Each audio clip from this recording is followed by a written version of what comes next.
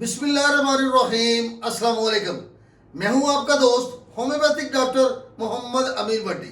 जब हमारे जिस्म का दर्जा हरारत किसी भी वजह से बढ़ता है तो हमारा असाबी निज़ाम खुद ब खुद हमारे पसीने के गदूदों को मुतहर्रिक करता है। तो पसीने के गदूद सुराख यानी मसाम के ज़रिए नमी पानी नज़र आने वाली मिकदार में खारिज करते हैं, जिसको पसीना कहते हैं। ये हमारे पूरे जिस्म पर किसी खास हिस्सा में भी हो सकता है, जैसे हाथों के हथेलियों पर, पाँव की हथेलियों पर, अंडर आर्म्स यानी बगलों पर, चेहरे पर हो सकता है, जिसे हाइपरहाइड्रोसिस, हाइपोहाइड्रोसिस, पसीने का ज़्यादा आना शामिल है। आज मैं आपको पसीने के मतलब कुछ मालूमात दूंगा। किसी भी उम्र में हो सकता है। ये आमतौर पे बचपन में या बलोगत के फौरन बाद शुरू होता है। बहुत ज़्यादा पसीना आना 100 में से 1 से 3 अफराद को हो सकता है। बहुत ज़्यादा पसीना आना जिसका ताल्लुक हमेशा गर्मी से, वजह से नहीं होता।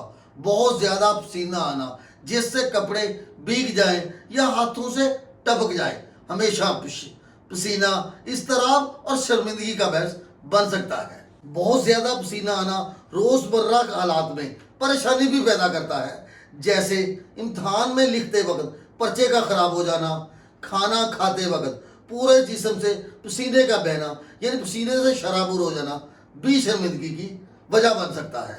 हाइपरहाइड्रोसिस की 2 अक़साम हैं, फोकल हाइपरहाइड्रोसिस और सेकेंडरी हाइपरहाइड्रोसिस। फोकल आमतौर पे किसी मखसूस हिस्से से पसीने आना जिसे कहते हैं, जिसमें हाथों की हथेलियों से पाँव पर, बगलों पर सार को मुतासर करता है। इब्तदाई ज़िंदगी में बलोगत से शुरू होता है।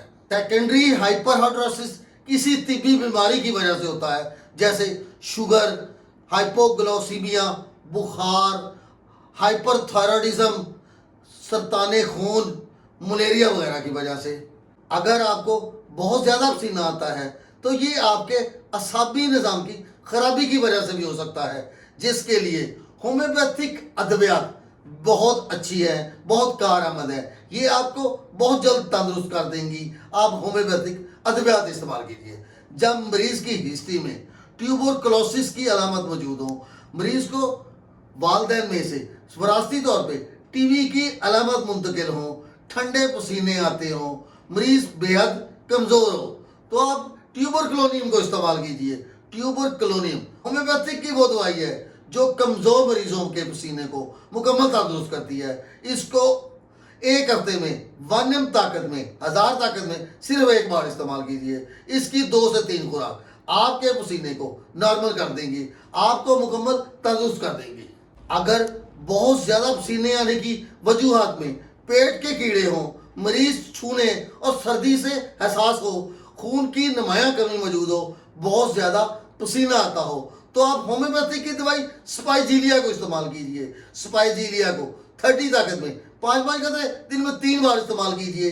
इंशाल्लाह आप बहुत जल्द तंदुरुस्त हो जाएंगे। जब थोड़ी सी मुशक्कत के दौरान बहुत ज़्यादा पसीना आता हो, जब सोते वक्त बहुत ज़्यादा पसीना आता हो, ख़ास तौर पे सर के ऊपर, मौसम ठंडा होने के बावजूद तकिया मुकम्मल तौर पे भीग जाता हो, आमतौर पे मोटे अफराद जिनका पेट बड़ा हुआ होता है, उनके लिए होम्योपैथी की दवाई कलकेरिया कार्ब इस्तेमाल कीजिए।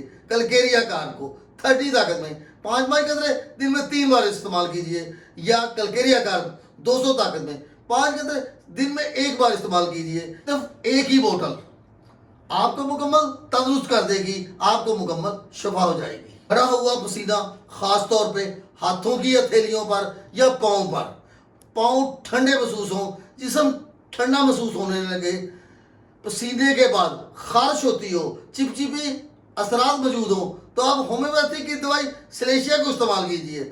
सलेशिया को 30 ताकत में 5-5 कतरे दिन में 3 बार इस्तेमाल कीजिए, या 200 ताकत में रोज़ाना 1 खुराक इस्तेमाल कीजिए। सिर्फ 2 हफ्ते का इस्तेमाल आपके पसीने की बदबू को, पाँव से निकलने वाले पसीने की बदबू को, जिस्म से निकलने वाले पसीने की बदबू को मुकम्मल तौर पे ख़त्म कर देगा और आप मुकम्मल तंदुरुस्त हो जाएंगे। बच्चों की नशो-नुमा में ताख़ीर हो, यानी बच्चे बढ़ ना रहे हो, कमज़ोर रह रहे हो, पैरों पर बहुत ज़्यादा बदबूदार चिपचिपा पसीना आए तो आप होम्योपैथी की दवाई ब्राइटाकार को इस्तेमाल कीजिए। ब्राइटाकार 30 ताकत में 5 कतरे दिन में 3 बार इस्तेमाल कीजिए। 5 साल से छोटे बच्चों में 2 कतरे दिन में 3 बार इस्तेमाल कीजिए।